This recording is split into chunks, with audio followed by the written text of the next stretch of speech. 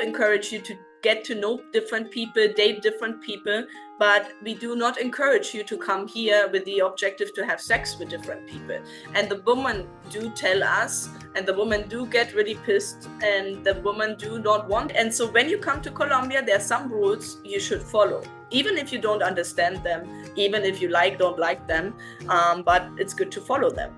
So, for example, always be very polite, right? The Colombians, if you see, they are always polite, they're always smiling, they're always saying hi. So be polite, be connected. This is a culture that connects. It's not an isolated culture. You like that, that's why you come here. So be part of that social, right? Be social, talk, communicate, smile. Don't be that grumpy, serious person. Like, be a little bit more outgoing and try to be also flexible. As we know, it's a different culture. Things work differently here. Patience is a big thing. Don't get angry. Don't get frustrated. Don't be mad on other people. Don't treat the people badly. Obviously, if somebody is really bad to you, obviously you have all the right to say, but just don't treat everybody bad because you think from a better country or from a better service or better whatever, right? The long-term impact, as I said, is very strong. And unfortunately, there's a very negative side as well, and that is why I think it came so much up now. There's the movement of passport bros, there's a lot of sex tourism, there's a lot of we're going to a country, party and do drugs. I think that is where the biggest problem is, and where most Colombians get really pissed, because there was such a bad history in the past, right, about the drug war. So many people died in this war and are still dying in this war, and basically all Colombians have family members who died because of it, and it's not a long time ago. So if you come here and party, do drugs, sex, and you think you can be the king with your dollars or your whatever money you're using, currency you're using, right? That is not the right attitude. And that is, I think, that what has happened a lot. And that is why I think it is changing a little bit. And you have to be careful. We have to be careful when we come into the country. We want that it has a positive impact, right? Nothing will be perfect. There will be always an impact but we can be as conscious about as possible. So if your idea is to come for sex and for drugs, that is not the right place, and AFA is not the right place for you. It's free to do what you want to do, but as I said, be mindful about what you're doing. And sometimes, or some guys know that they can go out with a very young woman. Guys, there is a difference on what I can do and what I should do, right? I can do party every day and get drunk every day and go crazy every day, but should I do it? No. Why? Because it's not good for my body, it's not good for my health, it's not good for my environment. No.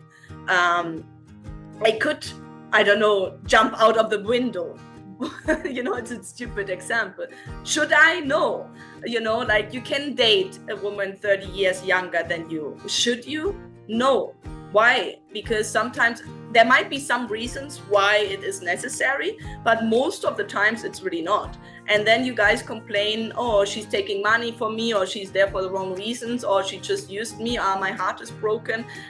So you have to be also mindful about that, right? And conscious about that. So there is a lot of good and bad. And that's, as I said, I want to really go a little bit more deeper in that, and I'm happy if you have any comments about it, because obviously you guys might sometimes get confused, like, okay, I'm dating.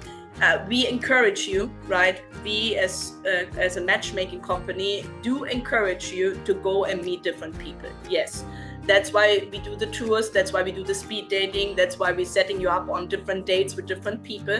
Why? Because first of all, some of you don't have the skills to really date that much. You haven't dated. You don't know how to talk to a woman. You don't know how to present yourself. There is a different language, so you have to practice a little bit, right? So a couple of dates, you need to practice, especially some of you have been out of the dating game for a long time. You have been divorced for 20 years, and you haven't been dating a long time. So you do need to practice. That's one reason.